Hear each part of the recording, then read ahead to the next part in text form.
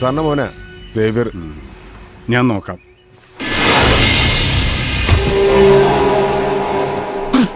പൂച്ചാളി piece കാണിക്കല്ലേ സാറേ? സാറിനെ കാത്ത് നിൽക്കുമായിരുന്നു രണ്ട് പറയാൻ. പുലിക്കോട്ടിലച്ഛന്റെ അവിടെ നാടകം കളിക്കാൻ വേണ്ടി പോലീസ് ട്രൂപ്പിലെ കലാകാരന്മാരെ കൂട്ടി പോയ വിവരം ഞാൻ അറിഞ്ഞായിരുന്നു. ആരുടെ കണ്ണി പൊടിയിടാനോവാ? സേവിയർ. ആ സേവിയർ തന്നെ. കൊലപാതക കേസിലെ പ്രതി ഒളിച്ചിരിക്കുന്ന സ്ഥലം കൂട്ടുകാരന് ചോർത്തി കൊടുത്തിട്ട് അവൻ പണി നടത്തി ഉറപ്പായതിനു ശേഷം അവിടെ ഒന്ന് പോയി പ്രതി രക്ഷപ്പെട്ടെന്ന് റിപ്പോർട്ട് ചെയ്താലേ അത് വിശ്വസിക്കാൻ ചില കൂടിയ സാറന്മാരും സംസ്ഥാനം ഭരിക്കുന്ന പോലീസ് മന്ത്രി കാണും. പക്ഷെ പാലയിലെ തന്തയ്ക്ക് പറഞ്ഞ ആമ്പിള്ളേരെ അതിനെ കിട്ടുക. സേവിയർ, പബ്ലിക് റോഡാണ്. തനിക്ക് എന്തെങ്കിലും പറയാനുണ്ടെങ്കിൽ ഓഫീസിലേക്ക് വാ. ഞാനൊരു ഓഫീസിലോട്ട് ഇല്ലുവാ. ഇയാളും അവനും കൂടെ നടത്തിയ ഇടപാട് ഞാൻ അറിഞ്ഞു എന്ന് പറയാൻ ഇവിടെ കാത്തു നിന്ന്. അവനെ കാണാനാ ഞാൻ പോകുന്നത്. അവനെയും കാണും, ആ പെങ്കുച്ചിനെയും കാണും. എന്റെ അനിയനെ കൊന്ന അപരാധി ആദ്യം ഞാനൊന്ന് ശിക്ഷിക്കട്ടെ, എന്നിട്ട് ഉയിര് ബാക്കിയുണ്ടെങ്കിൽ തനിക്കൊണ്ട് തരാം.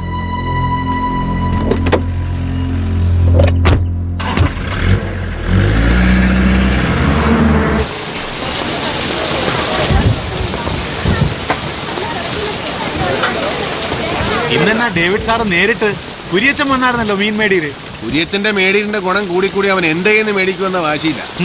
ഒരുത്തനെ കൊന്നുവെച്ച് ജയിലിൽ പോകുന്നതൊക്കെ നല്ലതാണ്. പക്ഷെ അതിവനെ പോലെ ഒരു പാഷാണത്തെ ക്രീമെ കൊന്നിട്ട് വേണ്ടാന്ന്.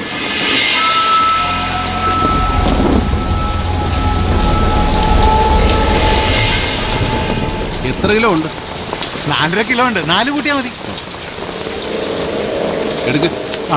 ഉണ്ണി എന്ന പേര് പോൾസാറിന്റെ മകൻ സേവിച്ചന്റെ ഫ്രണ്ടാണ്.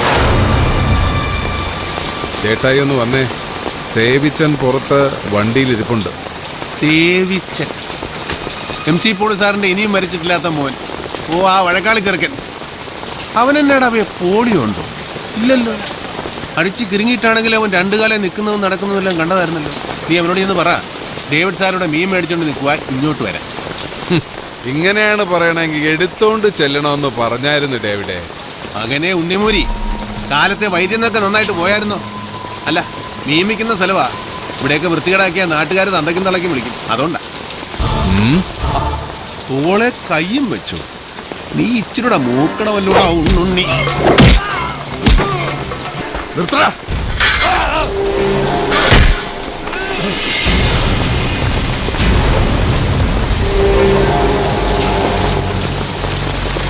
ദേവിച്ചോ, ഇവൻ മതിയാവും. കിഴക്കമ്മലെ കഞ്ചാവ് കൃഷിക്ക് കാവൽ നിൽക്കാനും, നീ ചെറ്റവെക്കാൻ ഇറങ്ങുമ്പോ ചൂട്ടും പിടിച്ച് മുമ്പേ നടക്കാനും, കമ്പന്തേനി ഇറക്കിറങ്ങുമ്പോ കാണുന്ന പാവം തമിഴന്മാരെ പൂച്ചാണ്ട് കാണിച്ച് പേടിപ്പിക്കാനും ഒക്കെ. പക്ഷെ ഇത് കോട്ടയമാടാ. ഇവിടെ കളിക്കാൻ ഇറങ്ങുമ്പോ ഒരു ഇച്ചിരി കൂടെ മൂത്ത ഒരെണ്ണത്തിന് ഇറക്കും.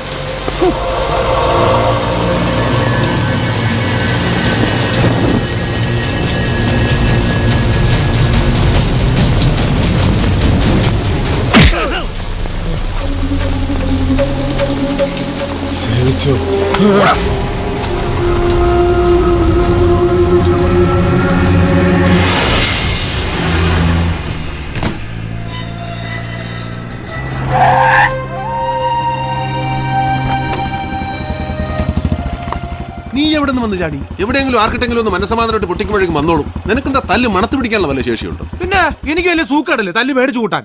4 എണ്ണം കൊടുക്കുമ്പോ 3 എണ്ണം കിട്ടുന്നുണ്ടേ. പിന്നെ ഞാൻ വന്നതേ മടത്തിൽ നിന്ന് അമ്മാമ്മച്ചി 16 തവണ ഫോൺ വിളിക്കുന്നേ. ഓവർ ആക്കല്ലേ, 16 തവണ. എന്റെ ഇച്ചായ ഞാൻ പറയുന്നത് സത്യവാ. ഇച്ചായ എന്നതും ഒരു പ്രശ്നമുണ്ട്. ഇച്ചായന്റെ മൊബൈലിന്റെ അതിവിടെ ആഫീസിൽ കാണും. അമ്മാമ്മച്ചി വിളിച്ചിട്ട് എടുക്കുന്നില്ല എന്ന് പറഞ്ഞ എന്നെ പൂര തെറിയായിരുന്നു. ഒന്ന് പോവേണ്ടി വരും.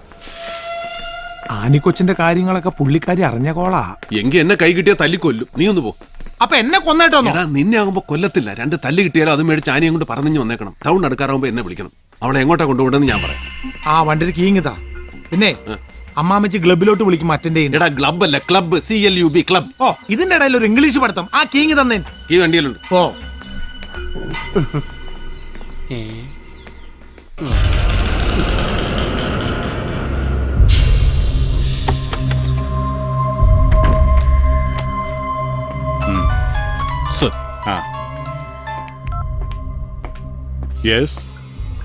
ഹലോ, രാജഗോപാൽ സാറല്ലേ? ക്ലിപ്പിൽ നിന്ന് കുര്യച്ചനാ. സത്യമാണോടാ?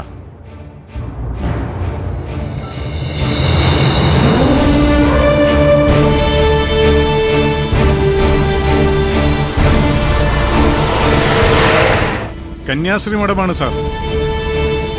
അതെ, പക്ഷേ ഇനിയും നമ്മളത് കോൺസിക്വൻസ് എന്ന് പറഞ്ഞ് ലേറ്റ് ആയാൽ കഴിഞ്ഞ തവണത്തെ അനുഭവം തന്നെ ഉണ്ടാവും. ഞാൻ വിളിച്ചു പറയാം സാർ. ഉവ്വ. ഓക്കെ. ജോണി, താൻ ആ DGPയുടെ ഓഫീസിലേക്ക് ഒന്ന് വിളി. ഞാൻ നേരിട്ട് വിളിച്ച് അനുവാദം മേടിക്കണം എന്ന് ആചാര്യ സാർ പറയണത്. പറഞ്ഞേക്കാം.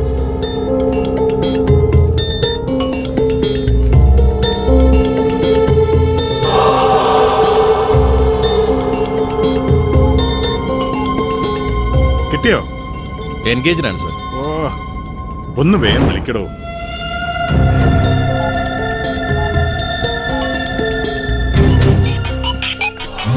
ഫോൺ അടിക്കുന്നു. അബൂബക്കറ, രാജഗോപാലന്റെ. ഹലോ, റിംഗ് ഉണ്ട് സർ. ഇങ്ങതാ സാർ. ഹലോ. ഇൻഫർമേഷൻ സോളിഡാ. ഡേവിഡിന്റെ കസിനാണ് അവിടുത്തെ mother superior. Yes sir, I am on my way. പത്രക്കാർക്ക് ഒരു തരത്തിലുള്ള ന്യൂസും കൊടുക്കില്ല. Yes sir, thank you sir. പണിയാണ് ചെയ്ത ഇനിയെ സൂനൊന്ന് വിളിക്കും. ഓ, പരിധിക്ക് പുറത്ത്. ഇവൻ പോയാലും ചെയ്തേ മടത്തി പോലീസ് എത്തുന്നതിന് മുമ്പ് അവിടെ പൊക്കിയിരിക്കണം. അണ്ണാ സുഖു. എന്തൊക്കെയാ? എടാ, രാജഗോപാലും ടീമും കൂടെ അങ്ങോട്ട് വിട്ടിട്ടുണ്ട്. നീ ഒരു കാര്യം ചെയ്യും, നേര്യമംഗലത്തൊന്ന് നിർത്തിക്കും. അയാളുടെ വണ്ടി കാണുമ്പോൾ എടുത്ത് വിട്ടാൽ മതി. സ്ട്രൈറ്റ് റൂട്ട് മാറി മാറി അവനൊന്ന് വട്ടം കിടക്കും. ഒരു കാരണവശാലും പിടികൊടുക്കരുത്. ഏറ്റു ചായ.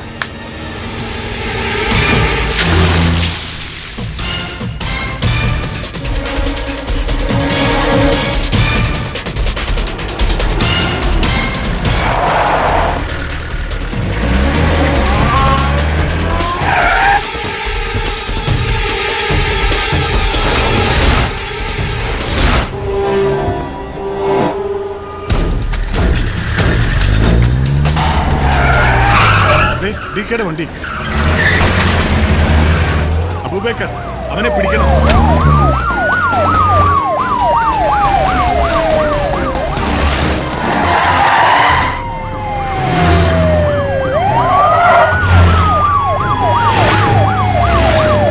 ഒന്ന് വേഗം വിടറോ.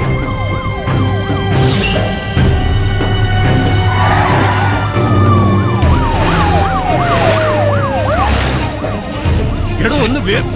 സർ, അതിനെ പിടിക്കാൻ ഈ അംബാസഡറോ? താൻ സൈഡാക്കി ഒതുക്ക്. എടോ, ഒതുക്കാൻ ഒന്ന് ഇത്രോ വേണം. മണ കുണാന്ന് പറഞ്ഞു മാറിയിരിക്കേ. സർ,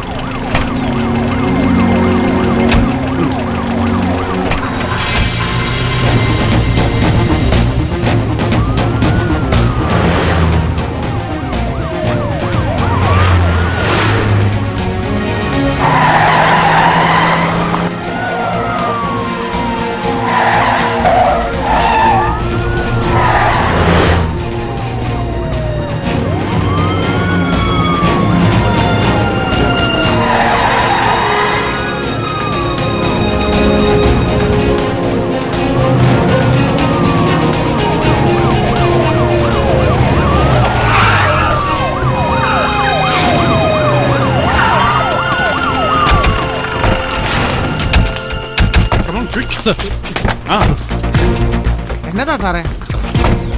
വണ്ടിയിൽ ഡേവിഡ് ഇല്ല സർ. ഇല്ലേ? ഡേവിഡിനെ കാണണമെങ്കിൽ മേലോട്ട് നോക്കണോ?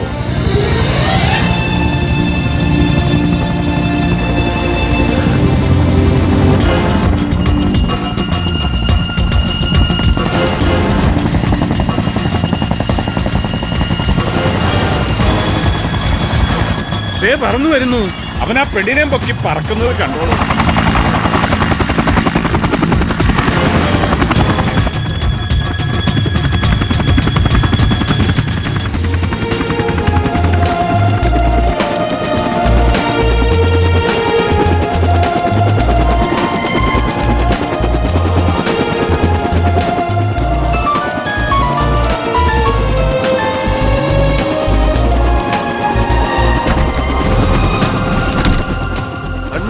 എന്നാടാ? റബ്ബർ തോട്ടത്തിൽ മരുന്നടിക്കാൻ മാത്രമല്ല, ഇതുകൊണ്ട് ഇങ്ങനെയും ചില ഗുണങ്ങളൊക്കെ ഉണ്ട്. അപ്പൊ വൈകിട്ട് ക്ലബിൽ കാണാം. Okay, bye bye, Tata, take care.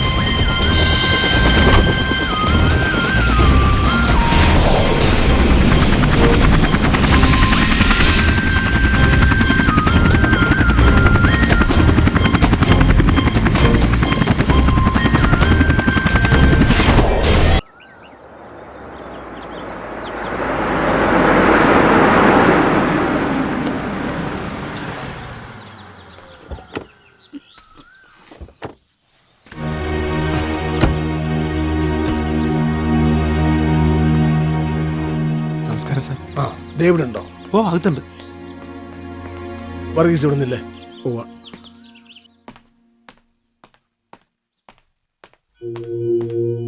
ഈശോയെ, ഇതാര്? ഇരുന്നാട്ടെ സാറേ. എന്റെ മോൻ അറുങ്കൊല ചെയ്യപ്പെട്ടു എന്നറിഞ്ഞ് എന്റെ വീട്ടിലെത്തിയത് ആയിരങ്ങളായിരുന്നു. അവരുടെ ഒന്നും മുന്നിൽ ഒരു നിമിഷം പോലും പതറാതെ നിന്നവനാ ഞാൻ. ഉള്ളിലെ കരച്ചില് 2 തുള്ളിയായി പുറത്തേക്ക് വന്നത് നിന്റെ മുന്നിലാ. അത് നിന്നോട് അത്ര സ്നേഹമുള്ളതുകൊണ്ടാ, എനിക്ക് ആ വാത്സല്യം ഉള്ളതുകൊണ്ടാ. പിഴയായി പോയ മൂത്ത മോന്റെ സ്ഥാനത്ത് നിന്റെ പോലൊരുത്തനെ ദൈവം തമ്പുരാൻ എനിക്ക് തന്നില്ലല്ലോ എന്ന് പലപ്പോഴും ആലോചിച്ചിട്ടുള്ളവനാ ഞാൻ. എന്നോട് നീ ഇത് കാണിക്കാൻ പാടില്ലായിരുന്നു ഡേവിഡേ. അന്നമ്മച്ചേച്ചി, ഒരു കാപ്പിയെ കൊച്ചിന്റെ കയ്യിൽ കൊടുത്തു വിട്ടാട്ടെ. പഞ്ചസാര വേണ്ട. സൽക്കാരത്തിലുള്ള സമയമല്ല ഡേവിഡേ. എന്റെ മോനെ കൊന്ന പെൺകുച്ചിനെ നീ രക്ഷിക്കാൻ ശ്രമിക്കുന്നത് എന്തിനാ? എന്താ നിനക്ക് എന്റെ ഉള്ളിലെ റോള് ഒന്നറിയണം. അതിനാ ഞാൻ വന്നേ. സാറേ, വളരെ സിമ്പിളായ ഒരു ഉത്തരം എനിക്കിതിന് പറയാനുള്ളൂ. സാറിന്റെ മോൻ ബെന്നിയെ കൊന്നത് ആ കൊച്ചല്ല. അത് തീരുമാനിക്കേണ്ടത് പോലീസും കോടതിയല്ല കുഞ്ഞ്. നിന്റെ അപ്പന്റെ സുഹൃത്ത് ഈപ്പച്ചന്റെ മോളാണ് ആ പെണ്ണ്. അതാണ് നിന്റെ ന്യായമെങ്കിൽ ഈപ്പച്ചൻ എന്റെ അളിയനായിരുന്നു. ഈ പറയുന്ന മേൽവിലാസവും കൊമ്പത്തെ ബന്ധുക്കളും ഒന്നും ഇല്ലാത്തൊരു പാവമാണ് അവളെന്ന് വെച്ചാലും ഡേവിഡ് ഈ ചെയ്ത് തന്നെയൊക്കെ ചെയ്യും. ഈ അളിയന്റെ മോളെ കഴിഞ്ഞ 10 വർഷത്തിനിടെ കണ്ടിട്ടുണ്ടോ സാറ്? കണ്ടാൽ തന്നെ അറിയോ അതിനെ? അന്വേഷിച്ചിട്ടുണ്ടോ അത് എവിടെ എങ്ങനെ ജീവിക്കുന്നു? ആ കാപ്പി അങ്ങോട്ട് വിടുവച്ചേ. നീ അവിടെ വന്നേ. സാറേ ദേ നോക്കേ, ഏതാണ്ട് ഇതേ പ്രായമുള്ളൊരു കൊച്ച്. ഇത് തന്നെയാണെന്ന് വെയ്. കൂടപ്പിറപ്പുള്ള സ്നേഹം എന്തെന്ന് അറിഞ്ഞിട്ടില്ലാത്തൊരു പെൺകുട്ടി, അപ്പനും അമ്മയില്ലാത്ത ഒരു അനാഥ. മുഴുവൻ സ്നേഹം കൊടുത്ത് അവൾ സ്നേഹിച്ച് അവളുടെ കൂട്ടുകാരിയെ പഴുപ്പിച്ച് ചൊരുത്തം കൈമലത്തി കാണിച്ച് ചങ്ങ് പോയി. ആ കൊച്ച് ഹോസ്റ്റൽ ബിൽഡിങ്ങിന്റെ മണ്ടേന്ന് ചാടിച്ചത്തു. ഈ ഒരുത്തനെന്ന് പറയുന്നതേ പോൾ സാറിന്റെ പുന്നാരമോൻ ബെന്നിച്ചനാ. അവനെ അങ്ങ് തീർത്തേക്കാവെന്ന് വെച്ചൊരു കൊച്ചു പിച്ചാത്യമായിട്ട് അവൾ ഇറങ്ങുന്നു. അവളെ തന്തയ്ക്ക് പറഞ്ഞ അസല് കോട്ടയം നസ്രാണി പെണ്ണ. അവളാ ഗുണം കാണിക്കും, അത് ചോരയുടെ. പക്ഷെ അവൾ ചെയ്യാൻ ഉദ്ദേശിച്ച കാര്യം അവൾക്ക് തന്നെ മറ്റാരോ ചെയ്തായിരുന്നു. അതാരെന്ന് അന്വേഷിച്ച് കണ്ടുപിടിക്കുന്നതോ പോട്ടെ, അവളുടെ തലയിൽ ആ കുറ്റം ചാർത്തി ചടങ്ങ് തീർക്കാൻ ബന്ധപ്പെടുന്ന പോലീസും അതിന്റെ പിന്നെ മറഞ്ഞിരുന്ന് ചരട് വിളിക്കുന്ന ആളോ ആളുകളോ അതാരാണെന്ന് ഡേവിഡിന് അറിയണം. അത് നിന്റെ ജോലിയല്ല. നിരപരാധിയാണ് ആ കുട്ടിയെങ്കിൽ അതിന്റെ കൂടെ ദൈവം കാണും. ദൈവം കാണും. ദൈവം പക്ഷേ കോട്ടയം ബസ് സ്റ്റാൻഡിൽ വന്നിറങ്ങി ഒരു ഓട്ടോ വിളിച്ച് നേരെ പോലീസ് സ്റ്റേഷനിൽ പോയി മൊഴി കൊടുക്കുകയൊന്നുമില്ല. അപ്പൊ അദ്ദേഹം ചില ആളുകളെ ചുമതല ഏൽപ്പിക്കും. ഈ കേസിൽ പുള്ളി പോസ്റ്റ് ചെയ്തിരിക്കുന്ന ഡ്യൂട്ടി ഓഫീസറാ ഞാൻ. അധിക നാൾ നീളുകയല്ല, നിനക്ക് കഴിയല്ല അതിനെ മറയത്ത് നിർത്താൻ. ആര് പറഞ്ഞു സാറേ മറയത്താന്ന്? അതിന് ഞാൻ നല്ല വെട്ടത്തല്ലയോ നിർത്തിയിരിക്കുന്നേ. പിന്നെ ശരിയാ, ഒരു ദിവസം ഞാൻ ഹാജരാക്കും. നീതിയും ന്യായവും നടക്കുമെന്ന് എനിക്ക് ബോധ്യമുള്ള ഒരു സ്ഥലത്ത് ഞാൻ അവളെ കൊണ്ടുവന്ന് നിർത്തും. എട ചെറുക്ക, ഈ അവിവേകം കൊണ്ട് നീ സൃഷ്ടിക്കുന്ന ശത്രുവിന്റെ പേര് MC പോൾ എന്നാവുന്നത് നിനക്ക് ദോഷം ചെയ്യും. അതൊരു ബഹുമതിയാ, എനിക്കല്ല. മലങ്കര കോൺഗ്രസിന്റെ മാർപ്പാപ്പ MC പോളിന് അഹങ്കാരത്തോടെ പറയാം, എനിക്കൊരു ശത്രുവുണ്ട്, ഡേവിഡ് ജോൺ കൊട്ടാരത്തിൽ നിന്ന്. എനിക്ക് പക്ഷെ മറിച്ചാ തോന്നുന്നേ. ചിരക്കൂടെ മൂക്കാനുണ്ട് പോൾ സാറേ നിങ്ങൾ. മോനെ കുത്തിമലത്താൻ പോയവിടെ കയ്യിൽ നിന്ന് കാപ്പി വാങ്ങിച്ചു കുടിച്ചോണ്ട് പോകുന്ന പോക്ക് കണ്ടില്ലയോ?